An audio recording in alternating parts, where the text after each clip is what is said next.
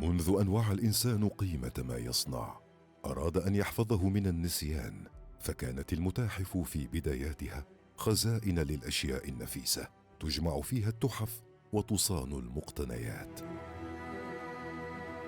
غير أن المتحف في مفهومه المتجدد لم يعد مستودعا للأشياء، بل صار فضاء معرفيا حيا يستنطق الذاكرة ويوثق التجارب ويمنح الأثر المادي روحه التي يستمدها من حكاية الإنسان.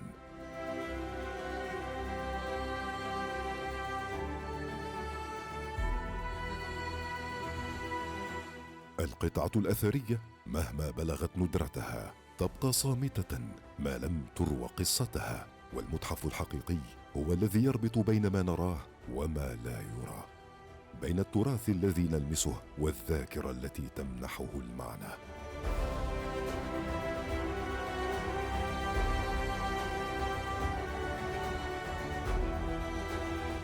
وفي دولة الإمارات أدركت القيادة أن بناء الأمم يبدأ من حفظ ذاكرتها، فلم يكن الاهتمام بالمتاحف ترفا ثقافيا، بل استثمارا في الهوية وصونا للسردية الوطنية التي تربط الأجيال بجذورها. ويأتي متحف زايد الوطني تجسيدا لهذه الرؤية، إذ لم يبنى ليعرض المقتنيات فحسب، بل ليروي حكاية أمة وقائد مؤسس، فكل قاعة فيه تحتفي بقيمة من قيم المغفور له الشيخ زايد بن سلطان آل نهيان، لتتحول سيرة الإنسان إلى سردية وطنية حية. شاكرين على ما قمت به وعلى ما قام بالإعلام من هذا الشيء اللي يعجبنا ويعجب كل مواطن، أنه يذكر ماضيه، واللي ما يذكر ماضيه ما له حاضر ولا مستقبل. صحيح، ولكن الماضي لازم يذكر. صحيح. نعم. وهكذا يصبح المتحف جسرا من الأجيال يحفظ المعرفة لا عبر الحجر وحده، بل عبر الأصوات والشهادات والتجارب الإنسانية التي تنبض بها جدرانه. وفي الفجيرة، حيث تختزن الجبال ذاكرة آلاف السنين، تتحدث الصخور بلغة سبقت الكتابة، فالنقوش الحجرية المنتشرة في أوديتها وجبالها ليست مجرد خطوط منحوتة، بل سرديات إنسانية خطها من عاشوا هنا، مشاهد صيد ورموز حياة وأثر إنسان أراد أن يقول لمن يأتي بعده: كنت هنا.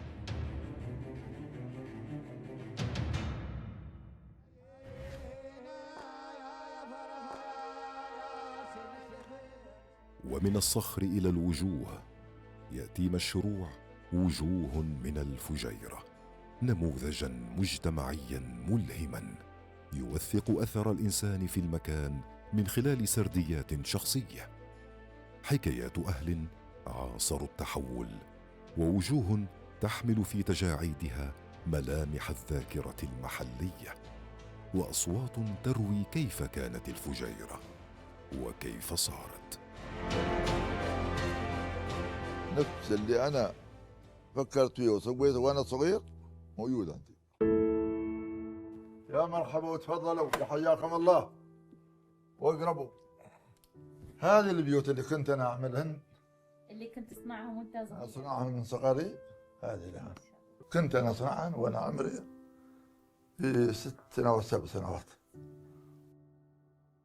هذا السوق التجاري، سوق التجاري ناخذ من الأسماك، ناخذ من العيشة، بايع مسخام.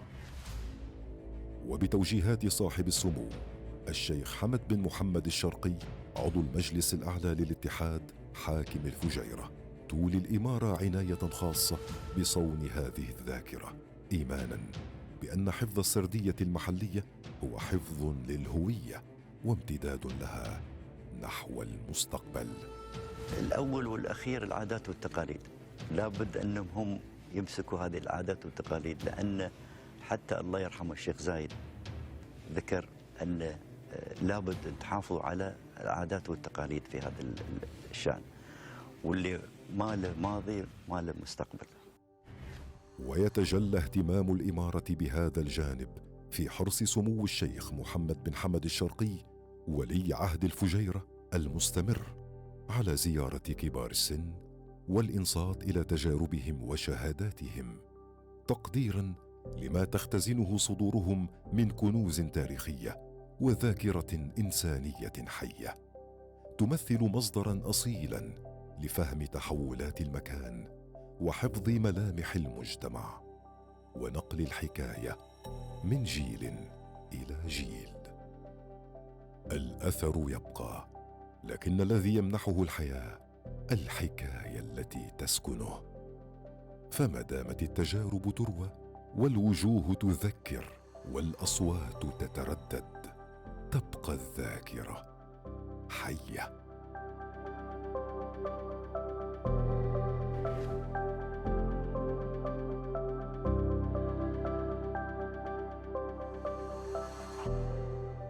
بسم الله الرحمن الرحيم.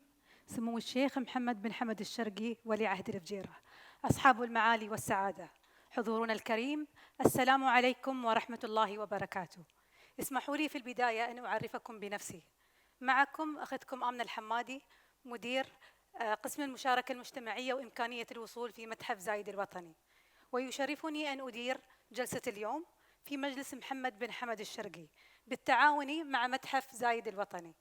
هذا المجلس الذي أصبح نموذجاً رائداً في نشر الوعي وتعزيز المعرفة، ومنصة رائدة للحوار المعرفي والتبادل الفكري. حضورنا الكريم، ستكون الجلسة باللغة الإنجليزية، ويمكنكم استخدام السماعات للترجمة الفورية. وشكراً. Your Highness Sheikh Mohammed bin Hamad al-Sharqi, Crown Prince of Fujairah, Excellencies, distinguished guests. It is our great honor to host a session at Majlis Mohammed bin Hamad al-Sharqi in collaboration with Zayed National Museum under the title Living Memory: How do human experiences shape museum narratives? In this session, we revisit the very meaning of a museum, moving beyond its traditional role, from being a place that preserves collection and artifacts into a living space of knowledge. A space that gives voice to memory, document human experiences, and connect tangible heritage with stories. The session will explore three areas: the experience of Zayed National Museum in building narrative rooted in national history and collective memory. It will also highlight the rock carvings of Fujairah and inspiring community initiative faces of Fujairah that document the human presence in the place.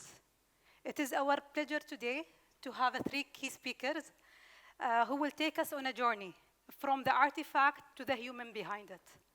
Our first speaker, Dr. Peter Magee, Director of the Zayed National Museum and Chair of the International Association for the Study of Arabia, with over 30 years of experience in researching the cultural and heritage of the UAE and the wider region. Dr. Magee will address three key themes: the human as a living archive, museums between the artifact and the story, and the experience of Zayed National Museum. Our second speaker, I hope I'll pronounce your name correctly, Dr. Michel Ziolibski, an archaeologist and cultural heritage specialist, holding a PhD from the University of Sydney, with a great contribution to documenting the archaeology of Fujairah. Dr. Michel will share with us the rock carving of Fujairah and the human narrative set in these stones. Our third speaker, Ms. Hassa Al-Flasi, former Director of Technical Support at the Fujairah Amiri Court, and one of the leading voices in reviving local memory, with a record of cultural and heritage projects. Ms. Hassa will also present the initiative Faces of Fujairah. With that, I invite Dr. Peter to take the floor. Please, Dr. Peter.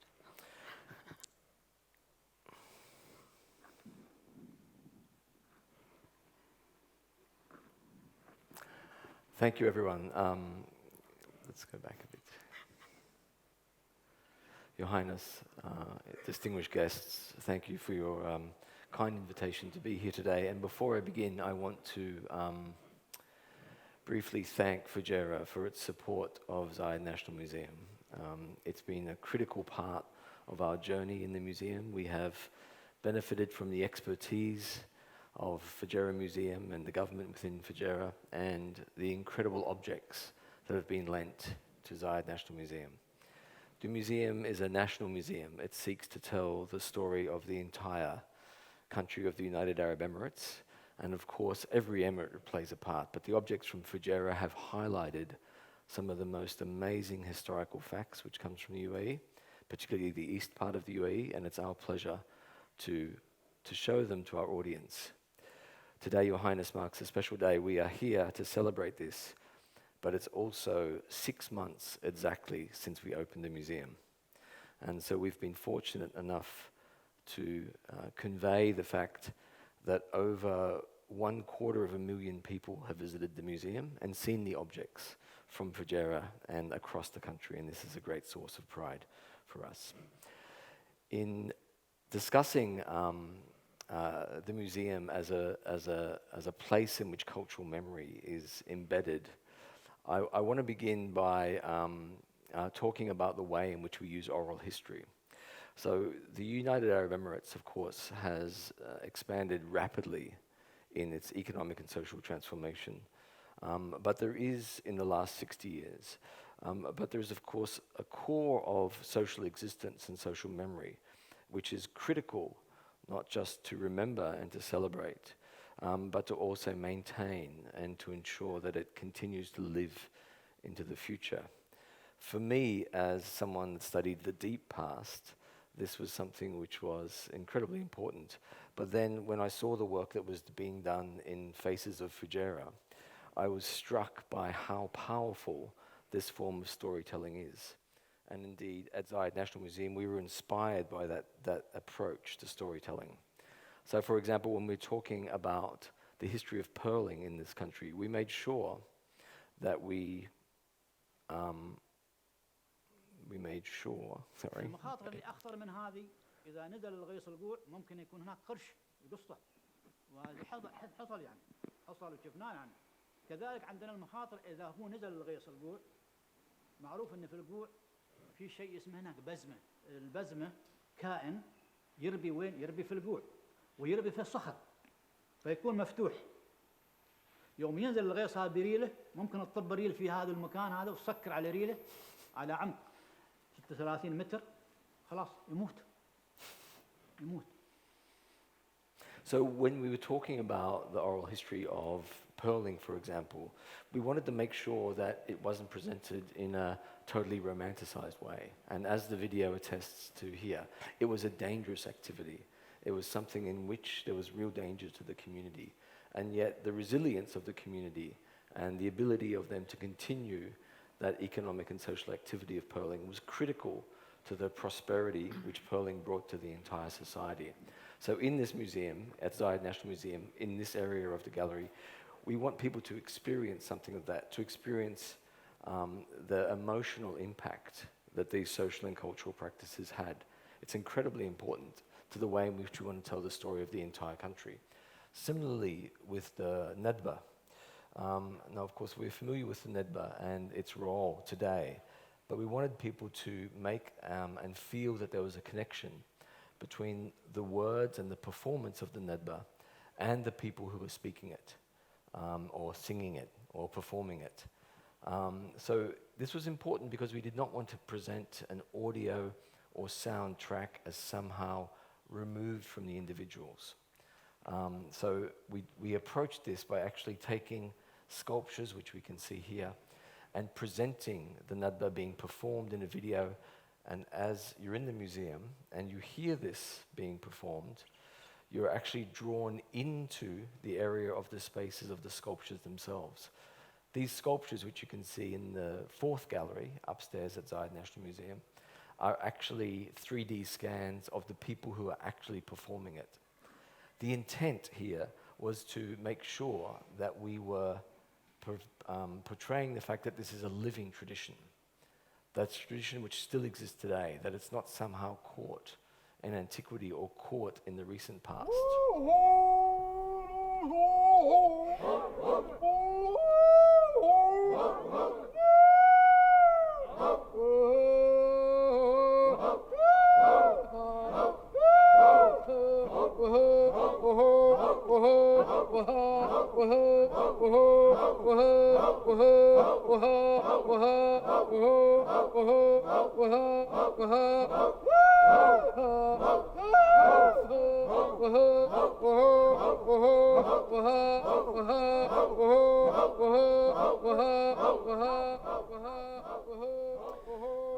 So we chose this specific video because of the presence of children in it, that the children were being instructed in how to actually conduct the nedba.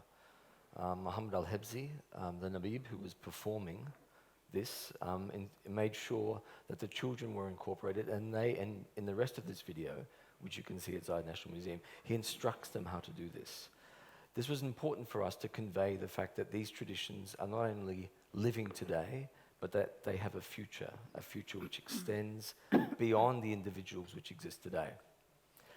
Similarly, when we approach large-scale objects, so for example, one of the objects that we discuss in the museum is often represented in photographs and visuals. It's this particular tomb, which is located in Hilly, in Al Ain, in the interior of Abu Dhabi. It's a tomb which dates to about 4,000 years ago. The tomb itself carries memory and community in two different ways. First of all, the tomb existed on the ground, physically visible, for around 4,000 years, although it had collapsed and parts of it had fallen down. In 1959, when Sheikh Zayed visited archaeologists working on Sas al-Nakhil, Umanar Island, he invited those archaeologists to come to Al Ain and excavate this tomb. And the reason he did that was that within the community in Al Ain, there was a memory. There was a community sense that this place was important to history, that the tomb itself carried something about the history of the community and the way it was located and situated within the particular landscape of Al Ain.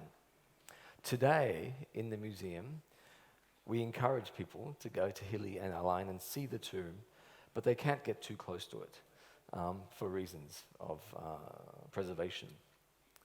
So we reconstructed a near 100% reconstruction of the entire tomb in the middle of the gallery. We do this because it's monumental. It's stunning in itself. It's an object which speaks to a particular time in the United Arab Emirates history. But also, it's positioned in the middle of the gallery. It's a gallery of objects, but this tomb actually is placed in the center of the gallery because 4,000 years ago, these tombs existed at the center of the community. There were ways in which the community remembered the ancestors and ways in which the community remembered where they were in that particular landscape, their longing and their belonging to the landscape. By reconstructing the entire tomb, based upon extremely high resolution 3D scientific scanning of the original, we're able to allow people to connect with the tomb and to see, for example, the sorts of engravings which people 4,000 years ago did onto this tomb. On the left on the left from here, is a representation of two human figures, and above them are two oryx, of course. These are placed above the entryway to the tomb where the recently deceased were carried into the tomb.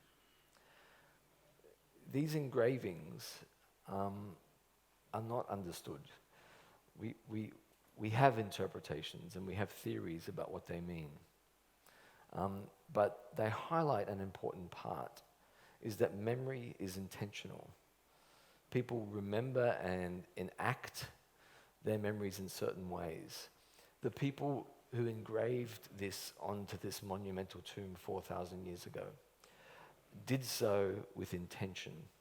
There's something about the way in which they did this, which they wanted to communicate not just to the people living at that time, 4,000 years ago, but I am 100% sure, as much as I can be about anything which is prehistoric, that they were doing this for the future as well. Even if the future to them was just 1 or 2 generations away from where they lived at that moment in time. They were engraving these rocks to capture something about how they felt at that moment in time, so that their descendants would remember that. We encourage people at the museum to look at this object and to try to come up with their own interpretations, because it's meaningful, and we will find more evidence.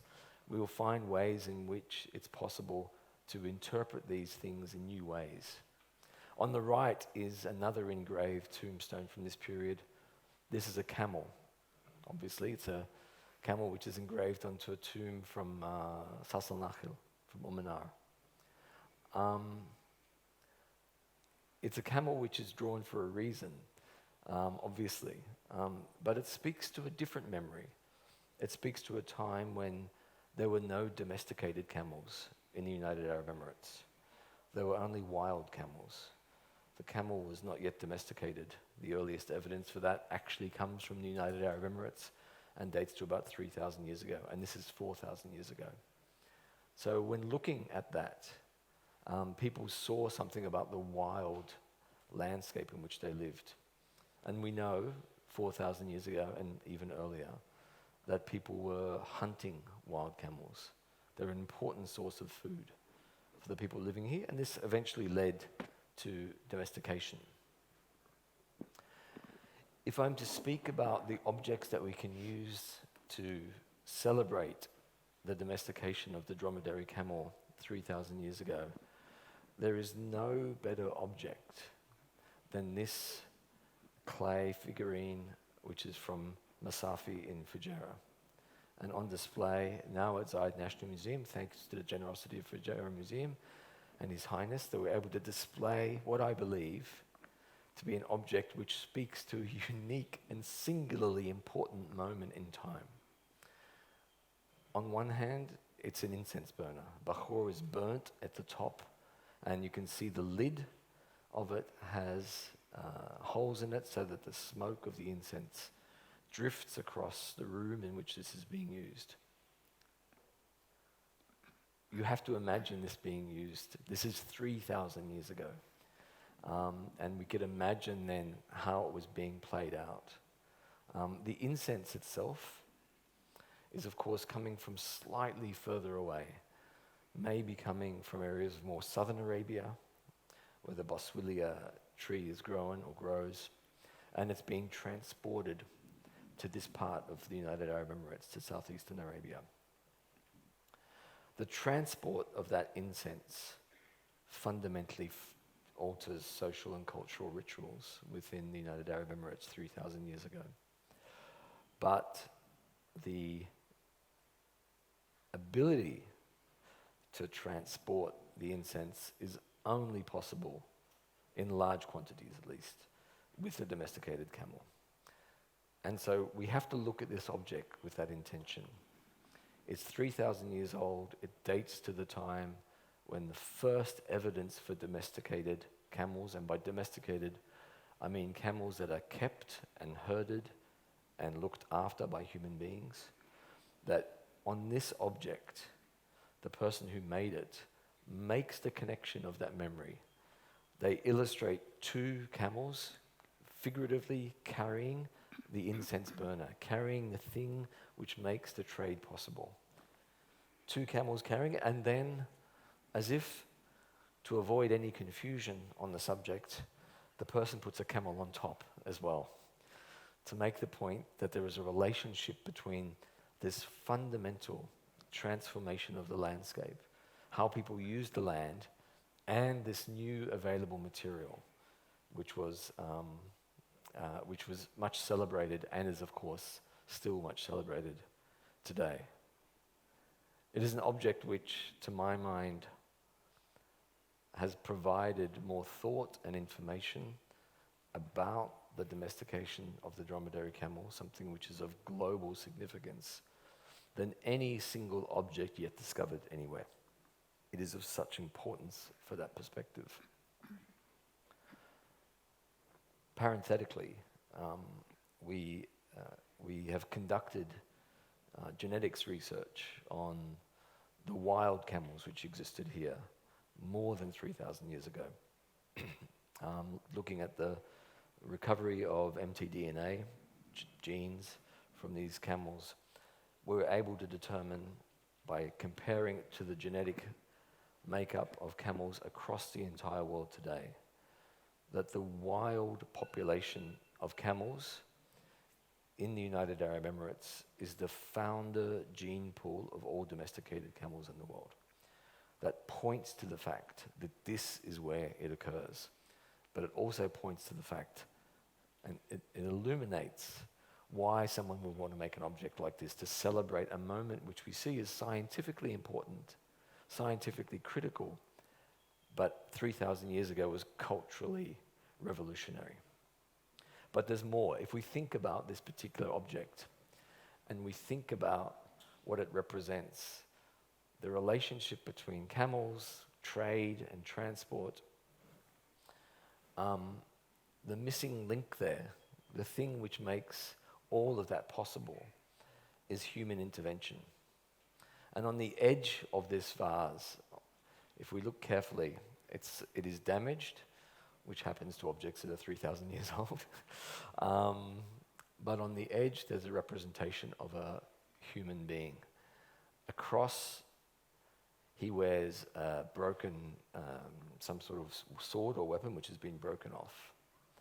But very clearly, on his head, he wears a gutra. This is the earliest representation of a distinctive Emirati fashion which is found already 3,000 years ago. And the person does this, the fabricator, the artist that puts this together, does this, I'm sure, to position human agency within this relationship, something which is absolutely critical. The last point I want to make about this object is that when we positioned it in the gallery, we wanted it to tell a story which was beyond of itself. And so we positioned it on the left side of an entire showcase, which goes through time. On the very left is the object from Masafi, which is 3,000 years old. Next to it are some fragments of camels from Hili and Al Ain, which are also 3,000 years old. And then as you move to the right of the gallery, of the showcase, there are figurines from across the rest of the Middle East, from Syria, from Jordan, from Tyre and Sidon and Lebanon. All of these are 2,000 years ago. So they are all 1,000 years later than the one from Fujairah. And what we are communicating here is the fact that the initial domestication which occurred here led then to the spread of domesticated camels across the entire Middle East, and then eventually across to Australia in the 1850s, and to the United States in the 1860s, that this is a story of global significance, captured by one object, in effect in conversation with later objects. The last object or series of objects I'd like to talk about relate to the Falaj system. The Falaj system holds a special place in Zayed National Museum. When Sheikh Zayed became the ruler's representative in Al Ain, he immediately set about reinvigorating the ancient Falaj systems which existed in Al Ain. These were Falaj systems which had existed in cultural memory for generations upon generations. As you can see here in this image, he made it necessary, or he deemed that these should be brought back to life to ensure that people benefited from the flowing water of the Falaj system. Something which is, of course, common throughout the Al-Hajar Mountains and into the coastal plains, both in the Batna and on the west side around the oases of Al Ain and Al Madam and Sharjah. This is also a fundamental transformation, which happens to be occurring around 3,000 years ago as well. One object in the museum speaks to the importance of this particular irrigation system. It is a very simple cup. It's about 3,000 years old. It's made from clay. But when it's made, or after it's made actually, people incise certain symbols onto the cup. They do this deliberately, it's not accidental. And these symbols, beginning from the one which is on the left, which looks like a sun, are probably the representation of how the Falaj system worked. The water, we could imagine, is distributed by using a stick in the ground and casting the shadow, which allows time to be used to ensure that the water which is used in the Falaj system is going across the grove or across the fields evenly. We actually have representations on this cup of how the water was distributed into the individual field systems, which we can see here. This is a very deliberate act, and it leads us to think or to ponder about why someone would do this. Why would they engrave a cup with such careful detail? To my way of thinking, this object is, I can imagine the scenario where this cup was found at a site in Hilly. It's actually about 300 meters from an ancient Falaj system, which is in operation at the time. And I could imagine that someone is visiting that particular place and they see the Falaj system in operation, and they ask someone from the village if they can explain how it works, because it's something which is not obvious. The water is coming from a place under the ground, but it's invisible on the ground. So to my way of thinking, and I have to be honest, there's no hard evidence for this, but it's an interpretation, it's a story. Someone has picked up a cup, a very simple cup, and attempted to explain how the Falaj system works to someone who is a visitor coming into the village or into the town. And to me, the care with which this is done indicates an enormous amount of cultural pride in the technology, a way in which he or she wants to explain something which is just new, which is innovative. And in fact, these sorts of signs start to appear quite widely around 3,000 years ago. At Zayed National Museum, we're very keen to ensure that people understand how the Falaj system works.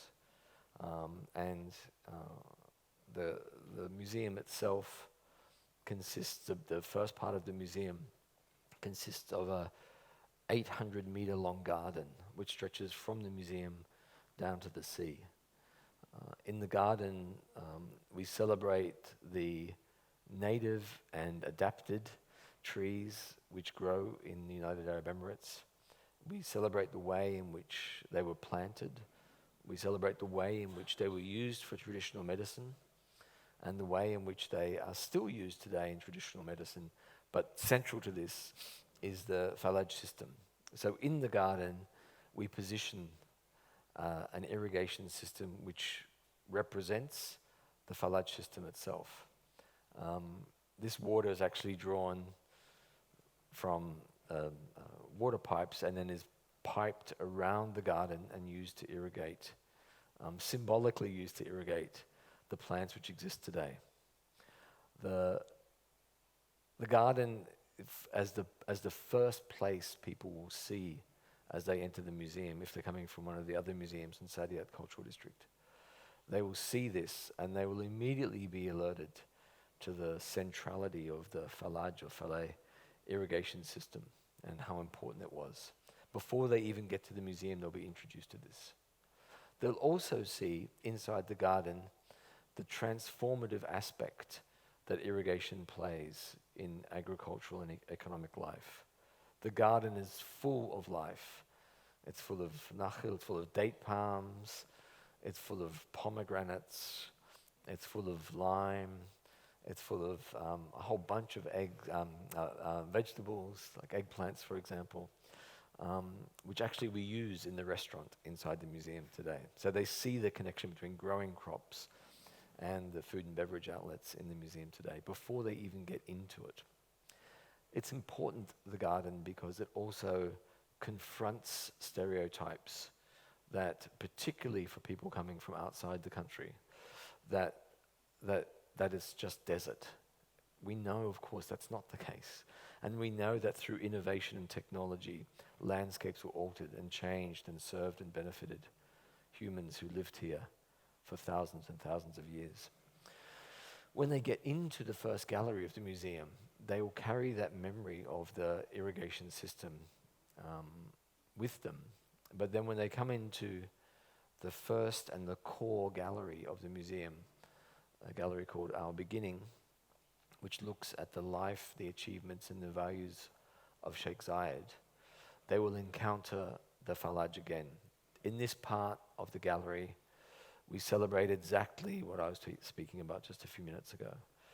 The way in which the Falaj system was reinvented and reinvigorated in the 1950s. Just to the left of this image, we talk about the way in which the Falaj system was used, the way it was made more prosperous in the 1950s under the guidance of Sheikh Zayed. And as the visitor is walking around, they are struck by the fact that they are actually walking over a projected Falaj system, which you can see in the light here. In itself, that might not make much sense to a visitor, but once they see this, their mind will immediately go back to what they've experienced outside, and they will make that connection into the gallery from the outside.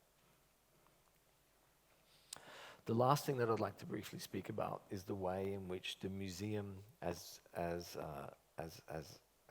in terms of its intent, is a museum which is a living experience.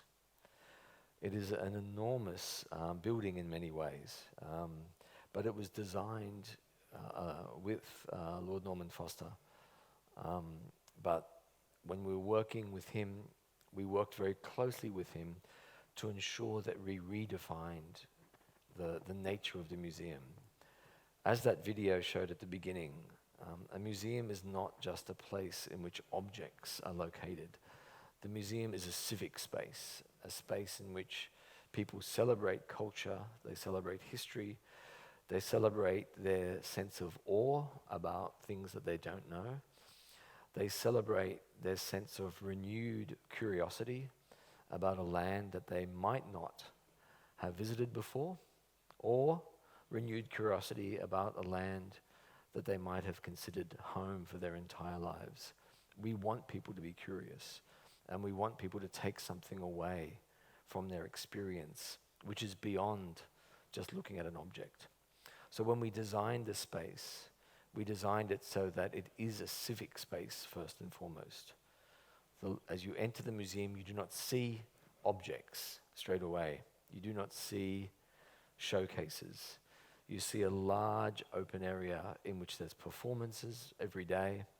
You see a large replica of a Bronze Age boat which used to sail the waters of the Arabian Gulf 4,000 years ago. And all of this combines these objects, this stunning replica of a boat, the architecture itself.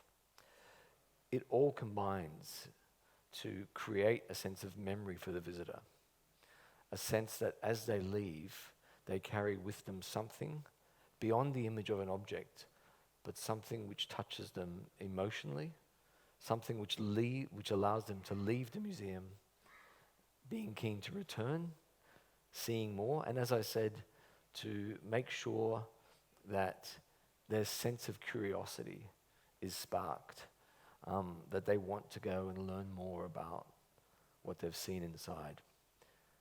That's what a museum is. A museum is an opportunity to spark people's imagination, to tell them stories, to make sure that they keep remaining engaged, that they keep remaining thinking about their own lives, the way in which their own lives fit into the narrative of the museum.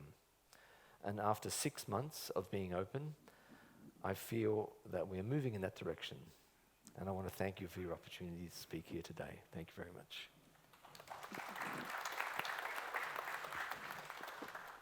So I think with Dr. Peter's presentation, I do believe most of us will leave with something from Healy, Sas al Nakhal, Abu Dhabi, but for sure all of us will leave with something from Fujairah. Thank you so much, You're Dr. very Peter, welcome. for your insightful presentation. My pleasure. We now move to our second speaker, Dr. Michel, to take us on a journey into the rock carvings of Fujairah. Please, Dr. Michelle. Good afternoon, Your Highness and distinguished guests. My presentation today will focus on the incredible open-air rock art gallery that we have in Fujairah. I'll start with a short note about terminology. I use the term rock art as a general term. When I speak about a petroglyph, what I mean is a rock with a motif or several motifs on its surface. And these motifs are produced by various methods, including percussion, a type of pecking away at the stone surface, and you can see an example on the top right from Ohala. There's also deep carving. You can see on the example from Wadi Thaib with the sun and the snake motif. Friction or an abrasion, the 3 parallel lines, and scratching in the bottom right corner. In general, the motifs represent human figures, animals such as the leopard motif on the top right, geometric motifs, and inscriptions, such as this group of inscriptions in Wadi Safad. For me, when I study a rock art site, context is the most important thing. I always say context is everything. We can learn so much about a petroglyph or a group of petroglyphs from the immediate surroundings. And what I mean by that is, what other archaeological sites are nearby and what other material is nearby. This site, for example, and you can see the motif a bit clearer in the top right image, is a bull motif, and it was found at Ohala. And you can see in the bottom right corner how close it was located to the fort. But what's really interesting about this petroglyph is that it was below the current soil surface, and it was at the same level as the Iron Age fort, which sits underneath the historic fort. And associated with the petroglyph, and you can see in that photo on the left, was a piece of Iron Age pottery. And here I show 2 examples of carved bulls, or well, one of a carved bull on the left from Omanar Island from the Bronze Age. This is on display in Zayed National Museum. And a bull figurine on the right from the Iron Age site of Muwayla in Sharjah. I put these 2 up because I will also be discussing chronology and how we try to determine a chronology for the rock art, which is quite difficult. And you can see here that you may have a motif of a bull from the Bronze Age, but it's a motif that carries on through time, and it's used again in the Iron Age, and it's also used later in the late pre-Islamic period. So what these motifs on dated archaeological artifacts can provide is an earliest possible date. But the motifs span a long timeline, not just one point in time.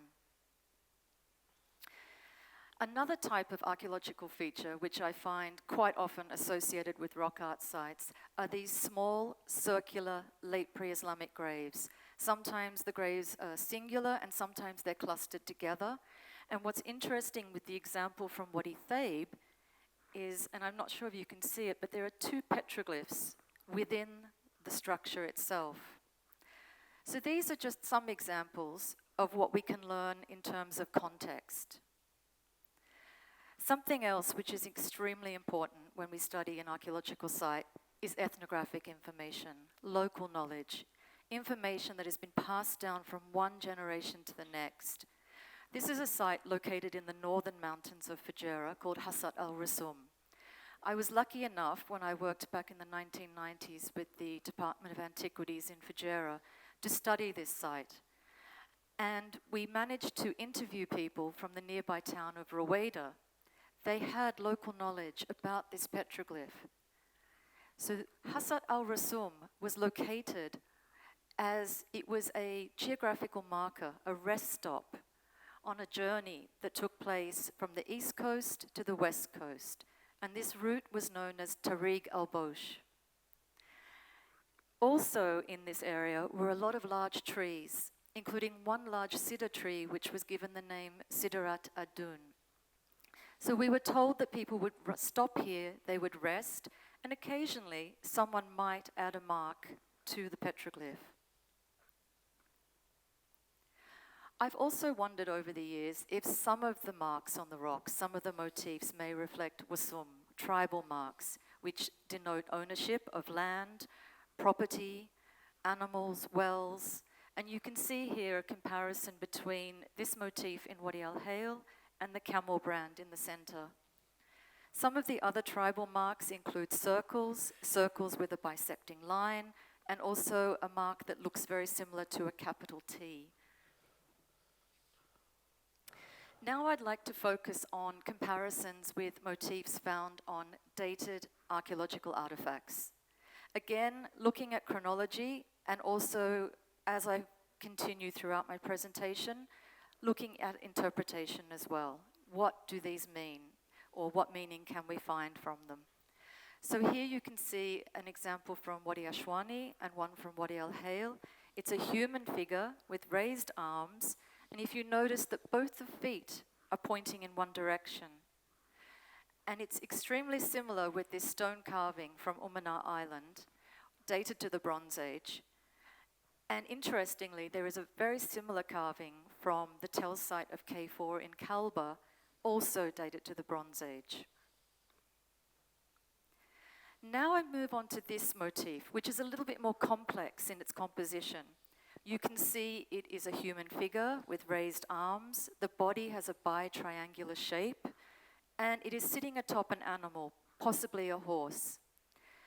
It's very, very similar to this stone stamp seal found in Oman, dated to the 2nd millennium BCE. All right, this is what I call the foot motif, for obvious reasons. It is quite a popular motif, and what's interesting about it is you can see there's an example of a stamp seal with 2 feet on it from Hilli in Alain from the Bronze Age, and there's also a stone pendant from the site of Tel Abrak in Sharjah and Gawain, dated to the Iron Age. So again, showing this longevity, a motif that is used throughout time. And here are a few more examples of the petroglyph, including a very interesting and detailed one from Ruldadna, where you can see that the toes are even defined on the image there. Now we come to the snake motif. In the Iron Age, the snake motif is extremely important. It is connected with ritual activity, and archaeologists have theorized that the snake that it relates to issues of fertility, rebirth, and water. You can see here the snake is depicted on this ceramic chalice from Masafi, and there's also a copper snake from Masafi.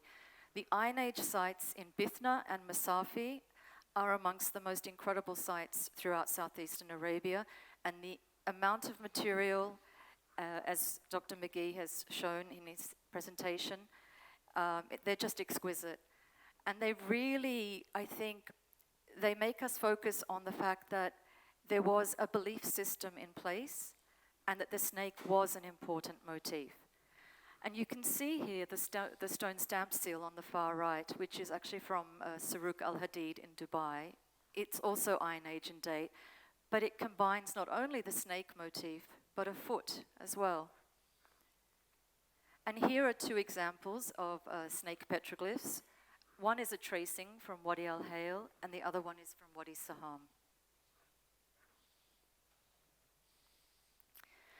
Now I'd like to turn to some more human figures. The petroglyph in the center is from Bidya, and you can see a comparison with a stone stamp seal found in Oman from the Iron Age. And on the right side, there's a stone building slab from the late pre-Islamic fort in Malaha, which contains a very similar pecked image. This is the final motif I will be discussing today, and it's probably one of the most important. The human figure with raised arms and a curved sword at the waist. You can see in the center a stone cylinder seal from Kitva in Fujairah, dated from the late Bronze Age to the Iron Age, and on the far right is a stone pendant from the site of Tel Abrak, Iron Age in date.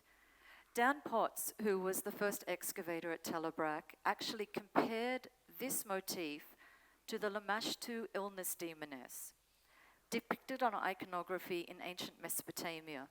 Lamashtu was said to have brought on illness, death, and ecological disasters. And in this sense, Dan Potts tried to make a connection between this motif here in southeastern Arabia and Lamashtu. And you can see here with the rock art in Fujairah, all of these two of them are from Wadi Hale and one is from Wadi May. A similar figure appears with raised arms and a curved sword at the waist, but this time with the bi-triangular body shape. And there's something about this figure, I just know there is. I've been quite obsessed with this motif for many years. And here you see two more examples from Wadi al-Hale, and in the bottom left, a stamp seal from Rumaila in Alain, which dates to the Iron Age. And the stamp seal at the top is from Saruk al-Hadid, again Iron Age. But what's interesting about this is it shows similarities not only with the rock art, but also with depictions of Lamashtu, the illness demoness. So then I started to wonder, we have this longevity where these motifs are used throughout time. And I noticed this particular petroglyph in Wadi al-Hale, and you can see it's quite faint on the rock. So I've made a tracing of it on the far right. And what I noticed was, it's a similar motif. However, there's something going on with the legs. And then I remembered the silver jewelry, traditional silver jewelry worn in southeastern Arabia. And this one in particular, this pendant, shows a female genie which has been shackled. So her legs are essentially tied together. On the other side of the pendant are verses from the Quran. These were worn to protect the wearer from the effects of the genie. And if we can go back to Lamashtu, in ancient Mesopotamia, depictions of Lamashtu were worn on amulets to protect the wearer from the effects of the demoness.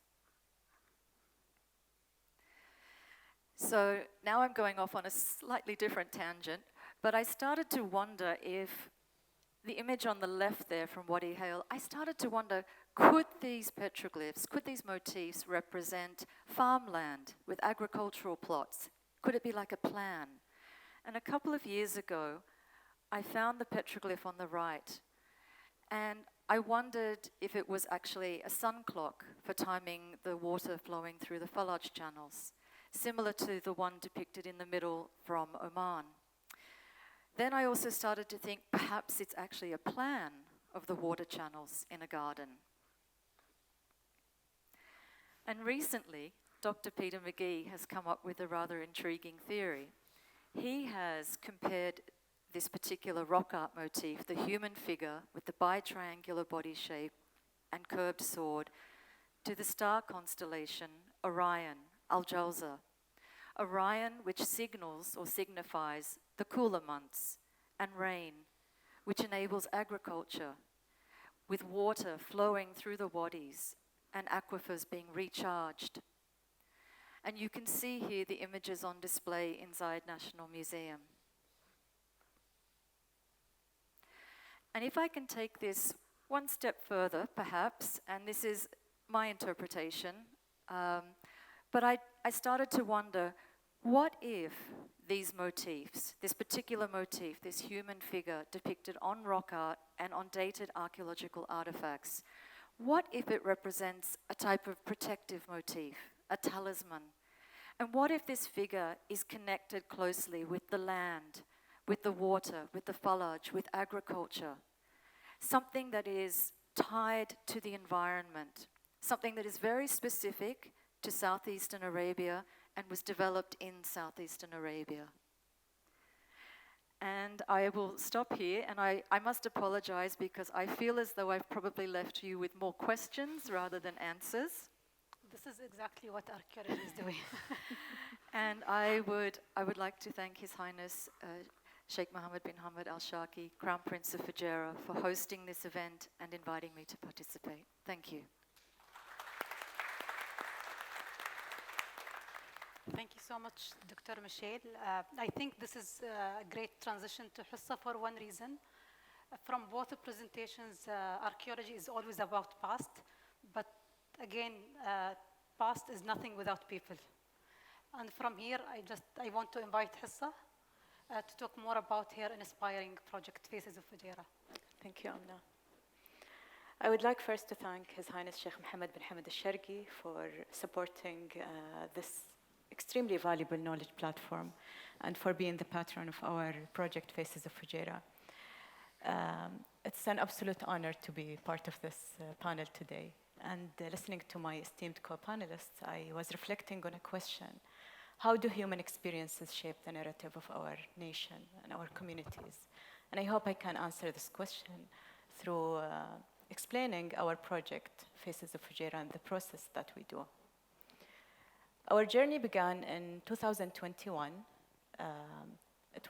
The project was born entirely from the visionary directive and unwavering support of His Highness Sheikh Mohammed bin Hamad al-Sharqi.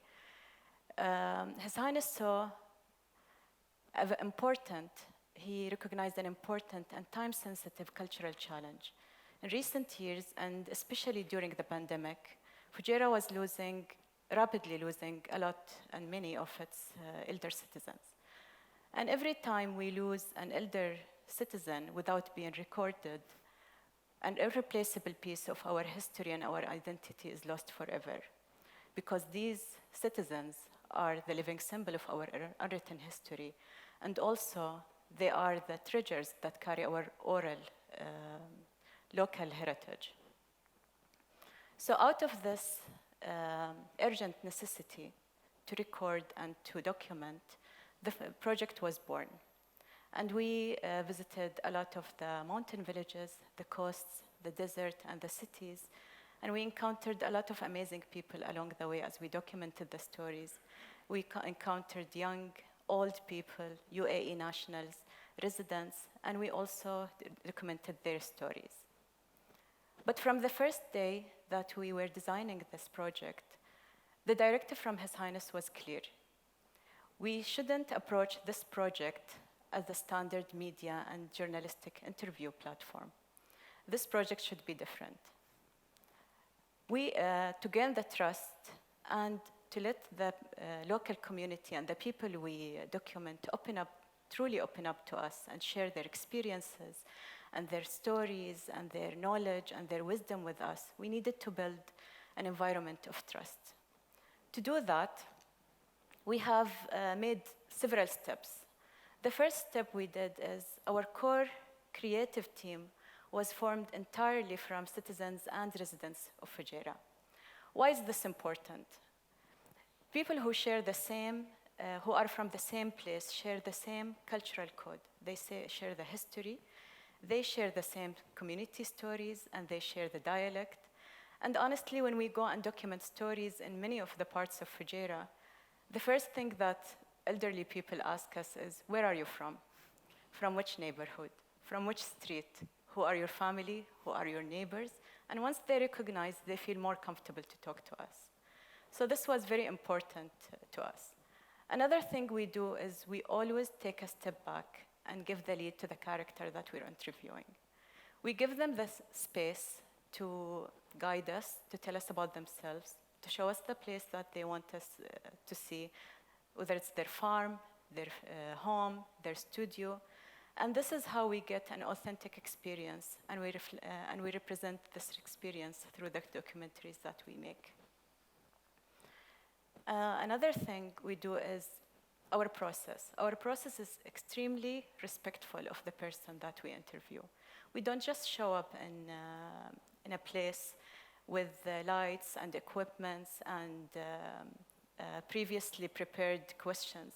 First thing we do is we contact the person in advance, and we establish a connection with them. And we try as much as possible to know more about their background. And on the day of filming, we try also to sit with them in advance. We drink coffee together, we bring meaningful gifts to them, and we have a conversation before filming. This makes the person feel valued, safe, and appreciated. And it's very important to us that the person feels valued and appreciated. It is us who are seeking them to learn from them. and to share knowledge, to make them share their knowledge with us. And we are grateful, very grateful for their time and their effort, and we want them to know that. Another thing we do is, another thing that we do is we train our team. Our team are really well trained in oral history preservation. We learn to listen to those characters, not just to their spoken words, but to their poses, their shifts, and the emotions that lie underneath their words. We understand that each person we interview, they want their voice to be heard and their story to be told in the best possible way. So what we do is we try as much as we can to respect that voice and to convey it in a way that is as authentic as when we heard it the first time we sat with them. We find that older people really want to share their knowledge and really want to transfer their crafts and their talents to the younger generation. They want their legacy to continue. And the young generations, they are full of passion and they want to share this passion to the world. It is our duty to respect their voices and to convey their story as much as we can in the most possible way, the best possible way through our platform. And the last step we do is when the recording stops and the story is published, our relationship with these characters don't stop there. They continue. Our staff still connects with these characters. We constantly and periodically engage with them. We contact them, and we visit them when we pass by their regions. We contact them in holidays, and we form a lifelong bond with them.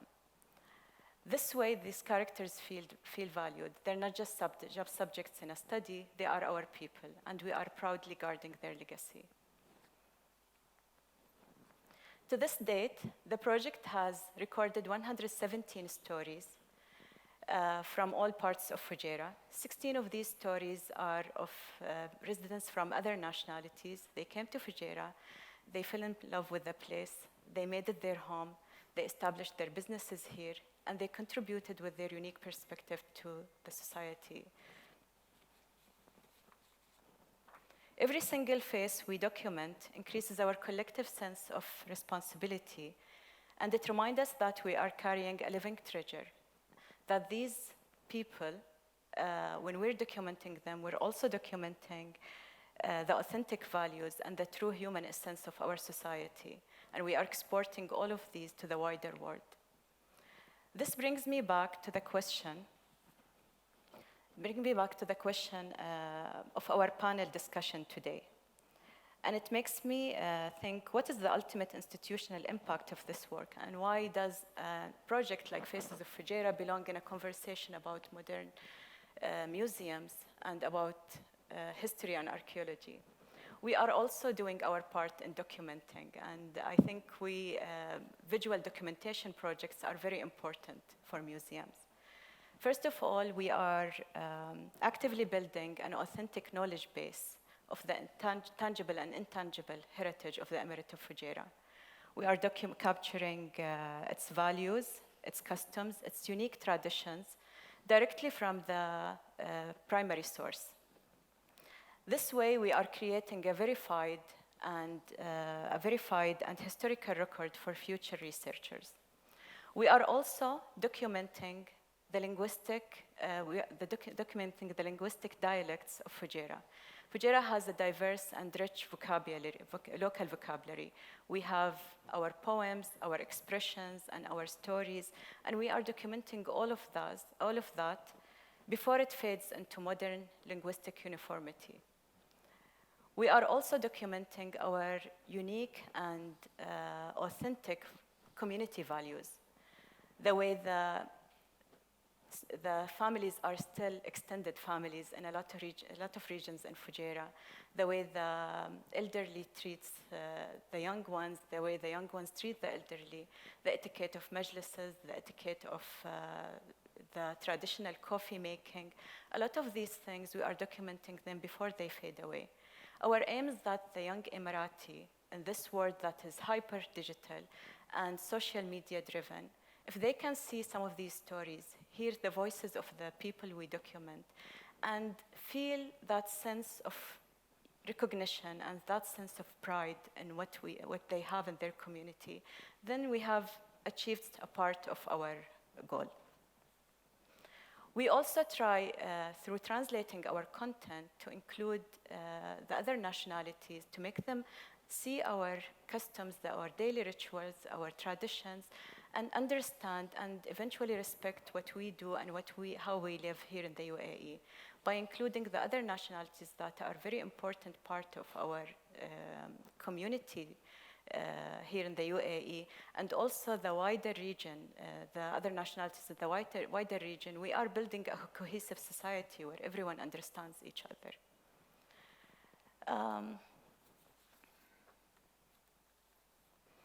We are also trying to give a voice to our youth. We are trying to capture their dreams, their passions, and we are trying also to train more researchers to join our team and to care about documenting their history and their heritage. And I want to finish by saying that projects like Faces of Fujairah are very important to museums. These projects add the human factor. So people go to museums, they see their local craftsmen, they see their grandmothers, their mothers, and they see them placed in a pedestal as national treasures and given the importance that they deserve. So it is my belief and the belief of this project that national wealth is not just in the steel and concrete infrastructure of a country. The true and most valuable wealth of Fujairah and the United Arab Emirates is and has always been its people. Thank you.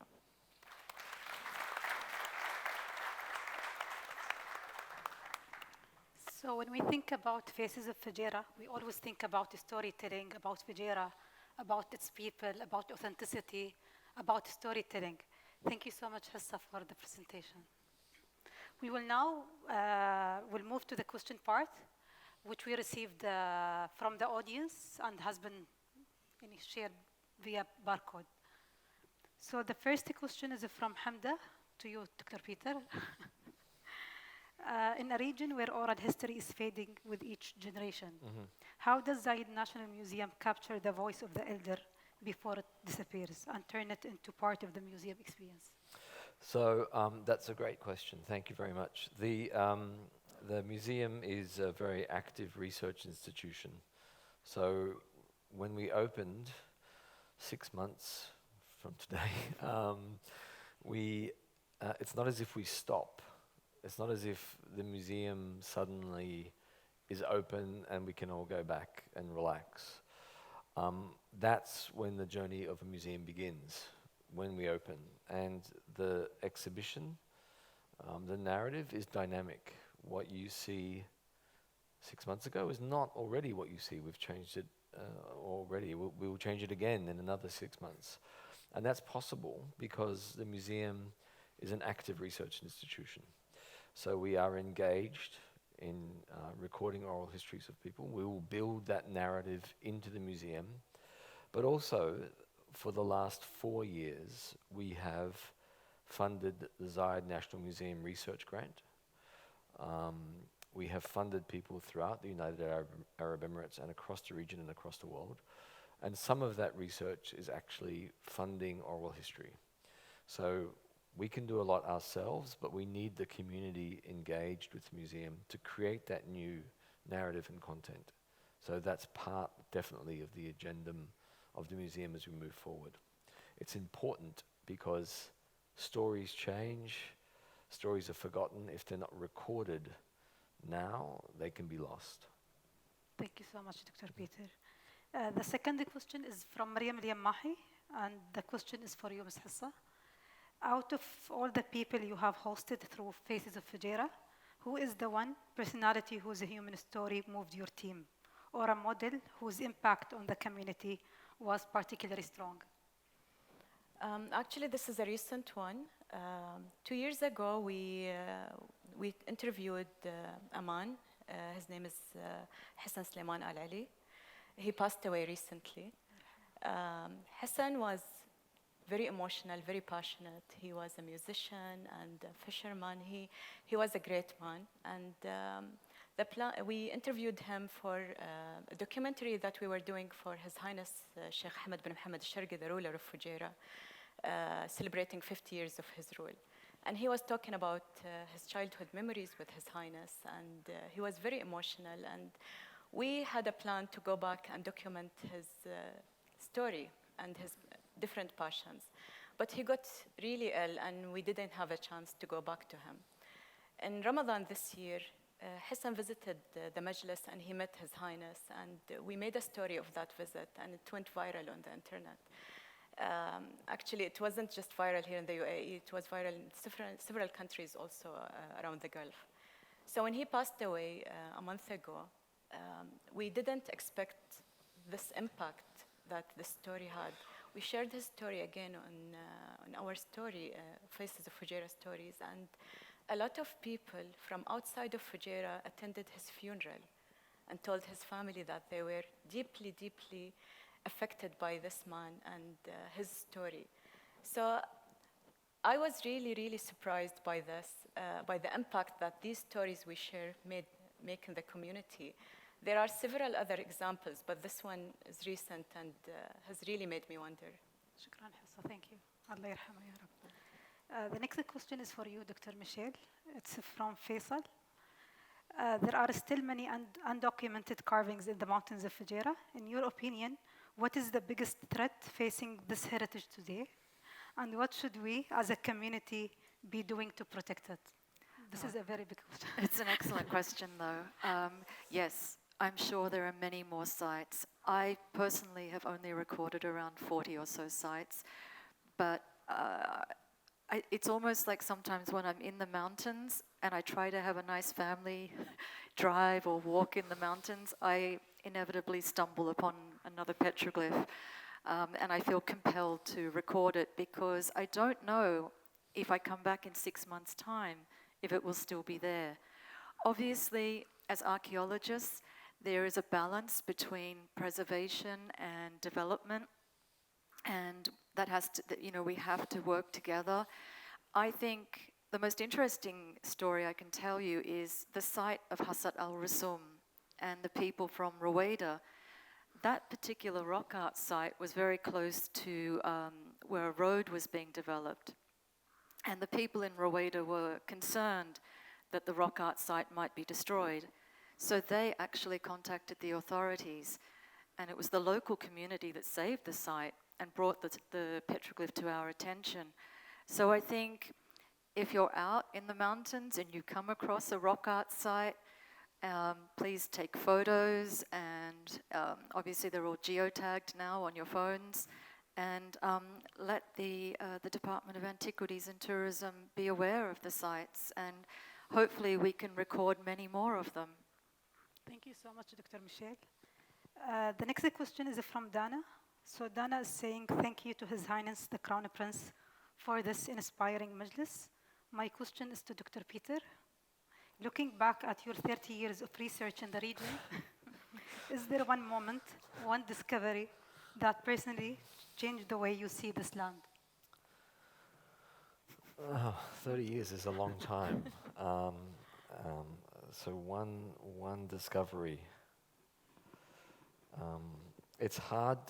Archaeologists are often asked what is their favorite object, but objects only tell stories when they're in the context of other objects. So I'm trying to sort of dodge our ends. It's like asking who's your favorite child. It's extremely difficult.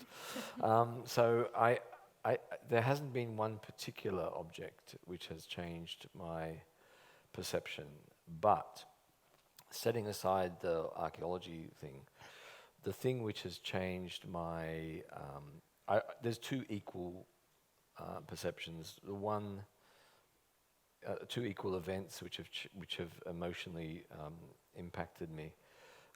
The first is looking at the expression on people's face when they walk into Zayed National Museum. That makes a huge impact upon me, and particularly when they go through the gallery, Our Beginning, about Sheikh Zayed, and the way I can see the story impacts them is very impactful for me. The second thing is sailing a replica of a Bronze Age boat for 2 days, a project that took 5 years, a boat that was built purely from materials available in the Bronze Age, no metal on the boat, only with traditional tools. It took 3.5 years to research and build it. We sailed it for 2 days, and then when we docked the ship, finally, there was a moment of silence on the boat, and in that brief moment, I felt for the first time what it would have been like to have been a person 4,000 years ago sailing on one of these voyages. And that will remain with me for forever. Yeah, thank you. It's a great question. Thank you. Yeah. The next question is also for you, Dr. Peter. Oh boy. So it's a question from a university student. His name is Ibrahim Ali. I'm a university student, and honestly, I rarely visit museums.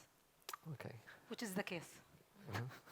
What should the museums to genuinely speak to our generations?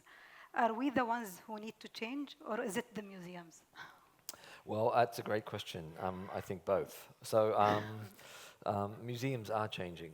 Yeah, museums are changing. Museums are not the museums that I grew up with, or they're not the museums that I dragged my children through on our holidays. Museums are now very active spaces. They're places where you can feel that you're part of a community when you enter. The larger issue here is that